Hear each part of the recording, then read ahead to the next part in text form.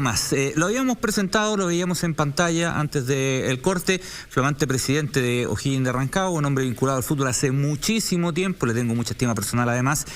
Don Pablo Hoffman, ¿cómo está usted? Gusto verlo, de verdad, ¿cómo está? Muy bien, muchas gracias, un gusto saludarlo desde Rancagua. Me alegra mucho de que existe este programa, no es fácil en la televisión abierta tener un programa en vivo de deporte, así que muchas gracias a todos los que nos gusta el deporte, que afortunadamente son muchos. Muy bien, muchas gracias, don Pablo. Estamos en vivo, son las 3 de la tarde. No, mentira, estamos en vivo de verdad. Así que muchas gracias. Don Pablo, tenemos muchas cosas que hablar ahora como presidente de O'Higgins de Rancagua. Lo primero que le quiero preguntar es, la semana pasada, poquitos días, ¿no? Hubo un anuncio muy grande, vuelve el público a los estadios, ¿no? Vuelve el público a los estadios y hubo una serie de requerimientos. Pero resulta que si los clubes cumplían ese requerimiento, tenían que tener un estadio como para 250.000 espectadores, porque no se podían cumplir todos los requerimientos, ni siquiera algunos márgenes. Pareciera que fue una decisión, por lo menos como estaba apresurada. Los clubes reaccionaron, solicitaron, ahora hubo una adaptación a la realidad chilena. ¿Cuál es la situación actual en el caso de O'Higgins de Rancagua, en particular en un estadio que debe ser el estadio donde más fútbol se juega en Chile, ¿no? Que es el Teniente? Así es, el Teniente en esta época de pandemia ha sido la salvación para muchos equipos y nos tiene muy contentos. La gente de provincia en general, y usted lo sabe, es gente que trata de ayudar, que es abierta, así que aquí tenemos a Audax y la U jugando en el Teniente y en San Francisco a Barnechea, así que la sexta región, afortunadamente fútbol no falta, lo que falta es el público. Respecto del público, la semana más bien hace 10 días atrás, un día viernes se dio un gran anuncio que el fútbol llegaba a los estadios, estuvo el presidente dando, pero en ese momento todos estábamos atentos a la televisión, se habló de todo menos de fútbol. Cierto. Y la ministra del Deporte, que debió haber tenido preponderancia y que ha sido muy importante para que el fútbol se vuelva a jugar, no habló. Pero sin embargo quedó dentro de la gente una gran expectación y mucha alegría porque la gente volvía a los estadios. Máxime que el día siguiente, en el final de la Copa América, hubo un aforo muy reducido, pero ya gente en los estadios. Ni qué decir el día domingo en la mañana, en la final del tenis, en Wimbledon, aforo completo, y en la tarde en Wembley, si bien es cierto, no había un aforo completo, había una gran cantidad de personas. Entonces, ¿qué es lo que ocurrió? La gente se vio en Chile dentro del estadio. Claro. Y todos nos vimos que íbamos a recibir gente, y nosotros teníamos algunos problemas operacionales porque habíamos presentado los antecedentes, en fin, pero era todo solucionable. Me comunico el lunes en la mañana con la Intendencia a ver si podíamos cambiar la solicitud de partido. Me dijeron, ¿sabe? No hemos recibido instrucciones de Santiago. Y ese día a las 6:30 de la tarde hubo una reunión y nos encontramos de que efectivamente se va a poder jugar fútbol, pero cumpliendo una serie de requisitos que era imposible, al menos para nosotros, y casi la totalidad de los clubes, recibir gente en los estadios. En el caso nuestro, se tenía que reacreditar el estadio, cosa que no tenemos ningún problema porque las autoridades aquí son muy cooperadoras, pero para eso teníamos que cumplir las exigencias. Y la primera exigencia era que el estadio tenía que estar numerado, porque a la gente que se le va a vender una entrada, por efectos de trazabilidad, que es muy importante en estos tiempos de pandemia, ellas y nosotros teníamos que darle un lugar exacto en el estadio. Y no lo podíamos hacer porque no tenemos el estadio numerado. Y eso obviamente nos creó mucho problema con la gente, que siempre cree que somos nosotros los dirigentes los que no queremos jugar fútbol, y en realidad lo único que queremos es que el fútbol, que la gente y el fútbol se reencuentren, porque son parte importante del espectáculo. Y es la ecuación desgraciadamente que falta, ¿no? Fue así y aún estamos trabajando para ello. Don Pablo, ¿qué tal? Buenas noches. Bueno, usted ya enumeraba algunas exigencias que pedía el MinSal principalmente. y bueno, desde acá de Santiago, pero esto se viene hablando hace mucho tiempo. De hecho, recuerdo la primera vez que se habló de querer jugar con público en el estadio fue en octubre del año pasado aproximadamente. ¿Cómo era el tema de las reuniones? Porque entiendo que se juntaban regularmente, por lo menos eso decían en la comisión médica de la NFP y en general en la NFP. ¿Cuánto tiempo antes se comenzó a hablar esto con ustedes, con los dirigentes de los clubes? Siempre ha sido un anhelo jugar con público y puedo hablar no por todos, no represento a nadie, pero sí contarles lo que ocurre. Pero teníamos muy claro que el año pasado era imposible hacerlo en función de las cifras que existían en Chile. Esta situación se mejoró hacia el verano. Sin embargo, de marzo en adelante, por lo menos aquí en Rancagua y en todo Chile, los números subieron de forma abrumadora y pedir jugar con público era prácticamente imposible. Y los protocolos del año pasado, que ya eran bastante exigentes, se tuvieron que hacer aún más exigentes, única forma de poder hacer, de jugar fútbol. Sin embargo, y afortunadamente, hoy, por un lado la autoridad, y nosotros, y todo el mundo quiere la gente en el estadio, y los números afortunadamente nos avalan. Los números de hoy en Rancagua son un sueño.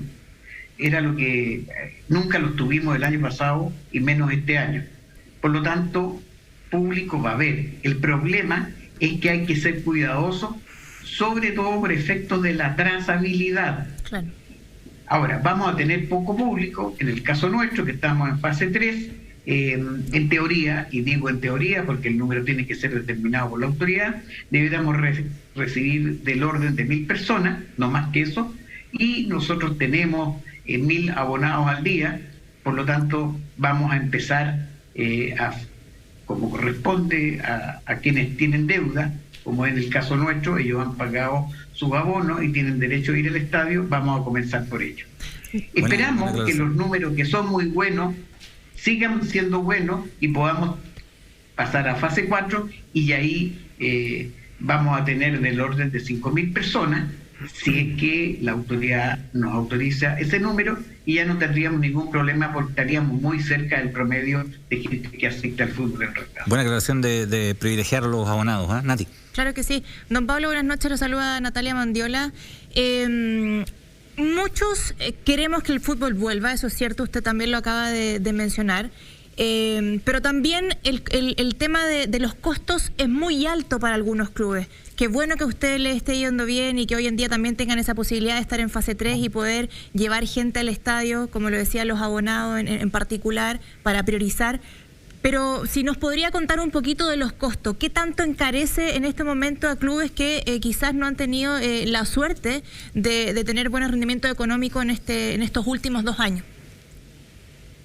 Mire, quiero decirle que hoy jugar fútbol, así como lo fue el año pasado, ha sido tremendamente oneroso.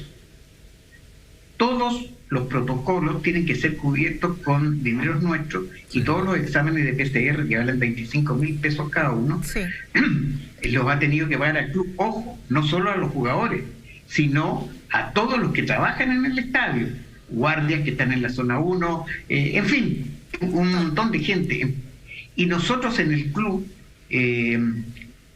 están divididos en 2, los que vamos o tenemos posibilidad de ir al estadio y todos los jugadores del plantel se hacen PCR toda la semana. El resto, hasta completar los 102 personas que trabajamos en O'Higgins, lo hacemos una vez al mes, de tal manera que de costo ha habido mucho y no nos hemos quejado, porque tenemos claro que si queremos jugar tenemos que asumir los costos. Yo creo que no es el jugar con público, no es tanto lo que aumentan los costos, porque los mayores costos de los exámenes de las personas que vamos al estadio, que trabajamos en el estadio, ya lo tenemos. El arriendo del estadio ya lo tenemos. ¿Cuál es el único costo que hoy no tenemos y que es no es poco, pero sí es marginal en función del alto costo que hoy tenemos? Son los guardias. Por lo tanto, yo creo que es una falacia el decir los dirigentes del fútbol no quieren tener fútbol porque es caro hacerlo. Sí, ya es caro hacerlo y no nos quejamos, Y hacerlo con público va a ser conveniente, porque si bien es cierto que vamos a aumentar marginalmente los costos, sí vamos a tener ingresos y si no vamos a tener ingresos en función del público que nos van a autorizar, sí vamos a empezar a poner las deudas que tenemos con los abonados. Buen punto lo que dice Pablo Hoffman, ¿eh? Porque existe ese lugar común, esa idea de que no, los dirigentes no quieren que haya fútbol porque les sale más caro abrir el estadio que mantenerlo cerrado, y dice que no es así, que incluso les conviene abrir el estadio. Víctor. Hola, don Pablo, ¿cómo le va? Buenas noches, les saluda Víctor. Gusto saludarlo. Tanto tiempo. Me alegro que también esté en la televisión nuevamente. Pues. Bien, muchas gracias, don Pablo. Muy buenos recuerdos, lo decía también Cristian. Yo quería hacerle una pregunta. De repente, don Pablo. Una pregunta, sí. De repente. Sí, bueno, pero uno sabe. De repente. Don Pablo, quería hacer una pregunta histórica, pero otra muy de la actualidad. La histórica es, usted cuando estuvo en la NFP... Estuvo con Ricardo Abumor, todavía ahí en O'Higgins, por cierto, un tándem, una dupla conocida en el fútbol chileno. ¿En qué minuto nota que se enrarece la situación con los dirigentes y llegamos hasta Sergio Jadue y todo lo que vino? No voy a dar ningún calificativo, lo voy a dejar a usted. ¿En qué minuto usted cree que se enrarece? Esa es la pregunta histórica. La actual, ¿cómo evalúa hoy el desempeño de Pablo Milat? Entiendo que O'Higgins en su minuto votó por su candidatura frente a la Antillo de Audax Italiano. ¿Cómo ha evaluado el desempeño hasta ahora de Pablo Milat? Bueno, el asunto de Jorge, de Jadue, para nosotros, empezó mal desde un comienzo. Cuando Jadue fue elegido, a las 2 semanas se tuvo que nombrar a 2 representantes en el Consejo de Presidentes y él no respetó los reglamentos. 2 semanas. En ese momento, Ricardo se opuso, dijo que las cosas no podían ser de ese modo, y me prometió que nunca más volvía a la NFP, porque dijo que con mafioso, empleó esas palabras, no se iba a aceptar más. Y mientras estuvo Jadue, y ya después se acostumbró a no ir, no fue nunca más. Y no solo eso, nosotros fuimos el único club que le dio la pelea a Jadue. Teníamos muchos antecedentes, pero claro, una cosa es tener antecedentes y otra cosa es probarlo. Pero sí le dijimos a la gente, hicimos cartas públicas que se enviaron a los dirigentes de todo el fútbol chileno y a los medios de comunicación denunciando las cosas. Nadie nos hizo caso. Así que el asunto de Jadue ya me provoca cada día que pasa más rabia y lo siento mucho porque a mí y a Ricardo y a muchos nos gusta el fútbol, y que hayan personas y que eso ocurra en la NFP, que es tan querida para nosotros, nos da mucha pena, mucha rabia, mucha desazón. Pero la justicia tarda, pero llega, y afortunadamente hemos salido. Tuvimos después un muy buen gobierno de Arturo Salá, un buen gobierno que alguien puede decir, quizás no hizo grandes cosas, pero echó a andar el fútbol. Sí, era calamitoso el estado en que estaba el fútbol. Se hicieron cosas en la época de Arturo de pensar el fútbol a 25 años, de tener un plan estratégico, y volviendo ahora a Pablo Milat, nosotros votamos por él. Creemos que no somos nosotros de cuando la gente es decente y trata de hacer las cosas, sobre todo en un momento tan complejo como este. El fútbol no escapa lo que ocurre en el país. Y Pablo ha sorteado esto. Alguien podrá decir que ha cometido errores, que no ha cometido errores, pero en este momento creo que el fútbol, a pesar de la situación del país y a pesar de todos los problemas que tenemos, todos los que vivimos en nuestro querido Chile, ha sabido llevar el fútbol con muchos más aciertos que desaciertos, y lo apoyamos siempre, porque la única forma de que nos vaya bien es que le vaya bien al presidente, y si le va bien al presidente nos va bien a todos. Sí. Pablo Hoffman, te voy a tirar la palabra, Coqui. Refrendar un dato que acaba de decir él. Cuando fue la reelección de Jadue, hubo 3 equipos que no votaron por Jadue, solo 3. Higgins fue uno, Santiago Morning fue otro, y Temuco fue el otro.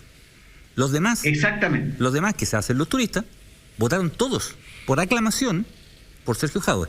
O sea, lo que está diciendo Pablo Hoffman no es algo que lo diga ahora, sino que se reflejó en el voto, y solo 3 equipos lo pueden decir. Reitero: O'Higgins, Temuco y Santiago Morning. El tiempo les dio la razón. Claro. No, quería, a nivel de contexto, por supuesto, saludar a don Pablo Hoffmann, preguntarle a nivel de contexto cómo está la situación, don Pablo, de aquel jugador que se lo llevaron a Europa de la mano de Mariano Gastó, representante jugador. ¿Cómo están eso ustedes? ¿Pudieron reclamar algo de los dineros? Nada. Bueno, con qué gusto saludarlo. La situación está absolutamente igual. Esto es un hecho de la causa. Nosotros esto lo denunciamos, hicimos una carta pública. Este tipo de personas toman jugadores jóvenes, le dan algunas prebendas al comienzo, le dan ropa, quizás ayuda a sus padres, invierten en un pasaje a Europa y se lo llevaron a un club del Lauletano, claro, es un club que está en categoría 4, por lo tanto no paga derechos de formación y ahí está en Europa. Han habido algunos intentos de traerlos a Chile, pero afortunadamente hasta ahora, y hablo hasta ahora, no sé qué va a pasar cuando se abra el libro de pase el próximo mes.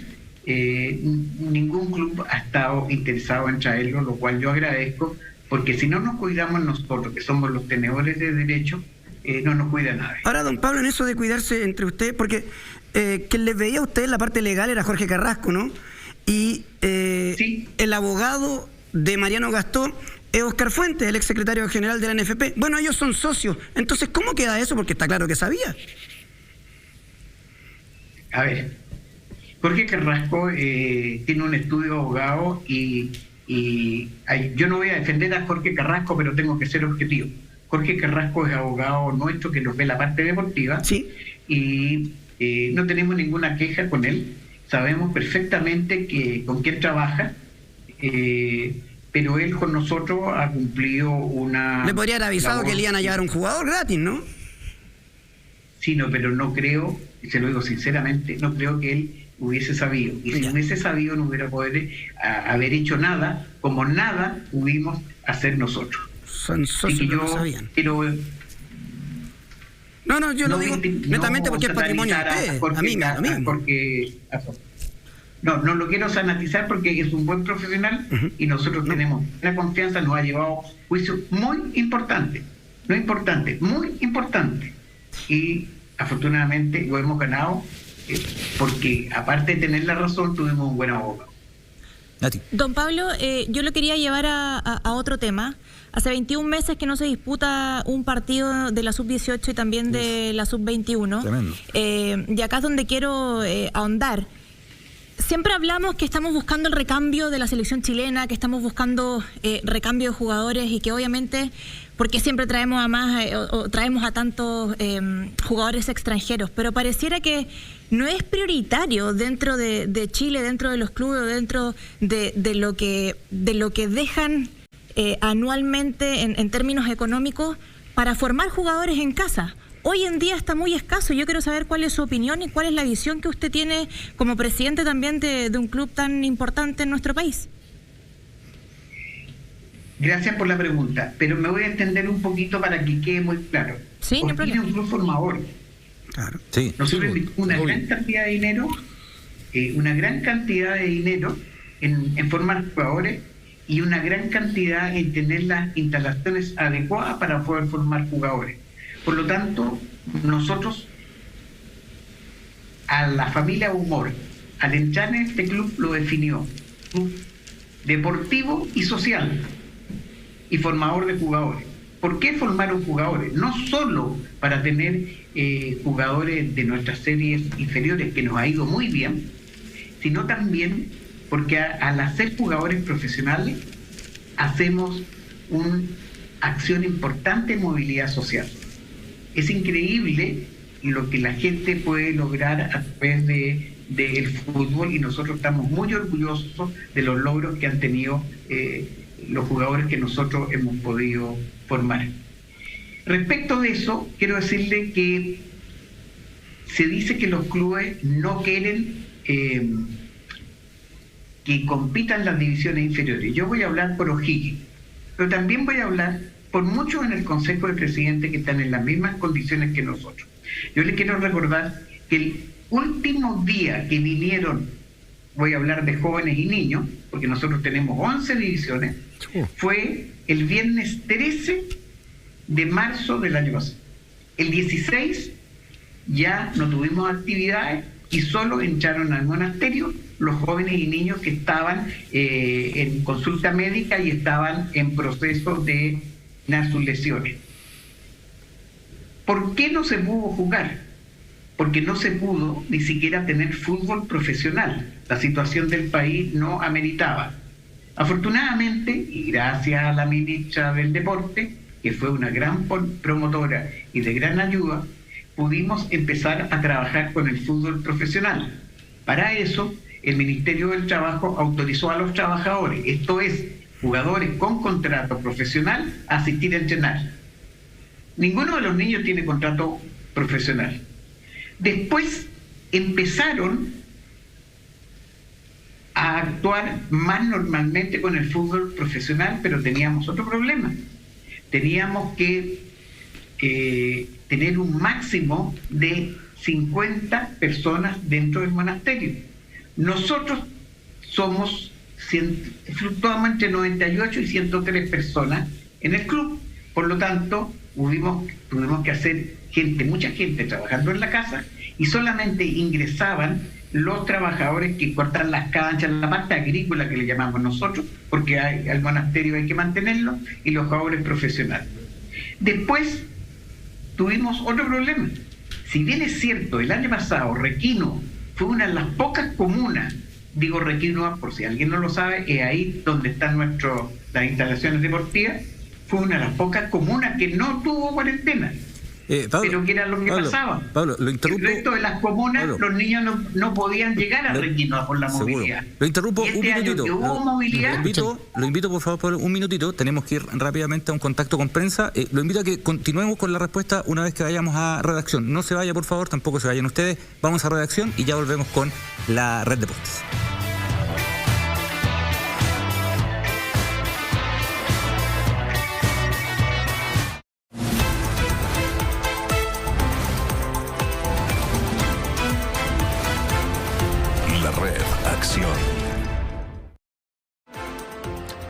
Hola, ¿cómo están ustedes? Bienvenidos a esta nueva edición de La Redacción para comentarles acerca de que la crisis al interior del Instituto Nacional de Derechos Humanos se está agudizando. Recordemos que precisamente este instituto se encuentra tomado desde el día 8 de julio por estudiantes secundarios y también por familiares de presos de la revuelta y presos políticos.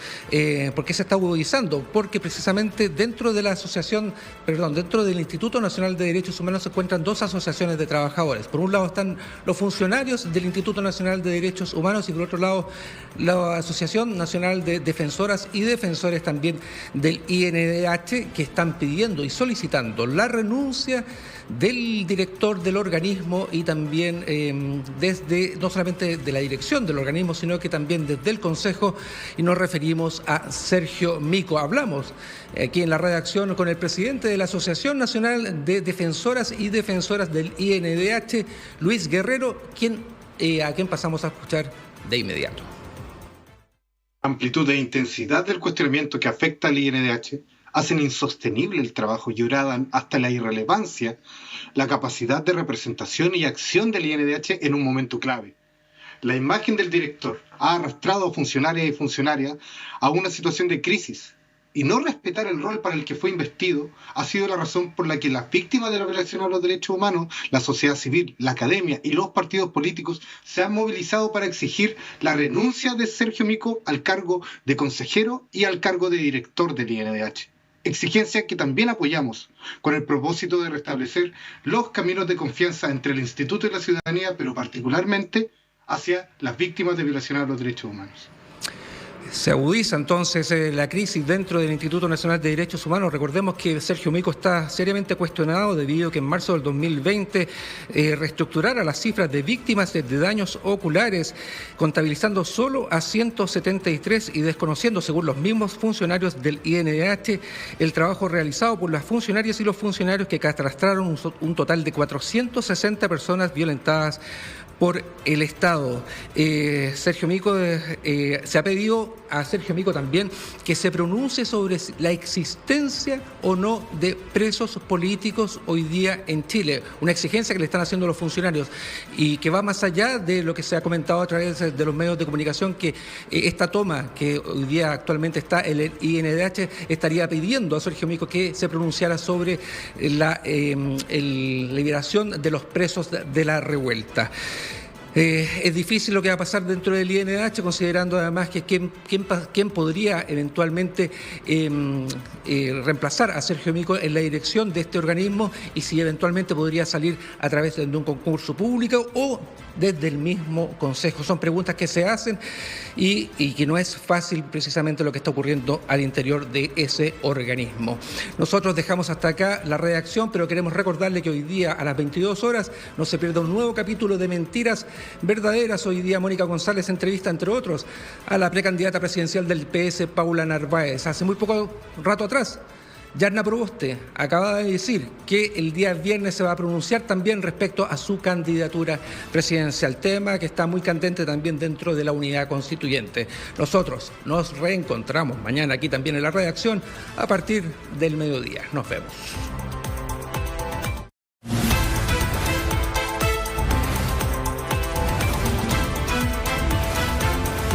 La Red Acción.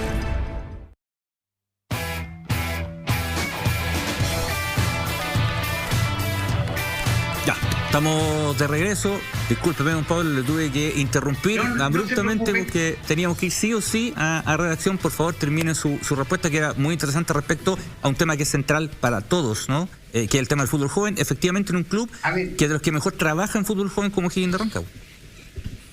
Así es. Ha habido problemas de oportunidad entre los desplazamientos y la disponibilidad de entrenar.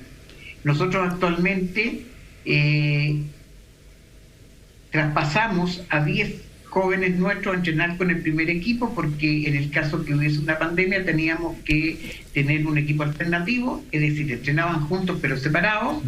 Y ahora que Requino este año, así como el año pasado, no tuvo pandemia, este año ha estado en cuarentena y recién hace 2 semanas salió de cuarentena. Hoy tenemos entrenando 30 niños para poder competir en el campeonato del fútbol joven que comienza ojalá a finales de septiembre, si no la primera semana de octubre va a haber un campeonato del fútbol joven con las 2 series superiores. Eso es una buena noticia.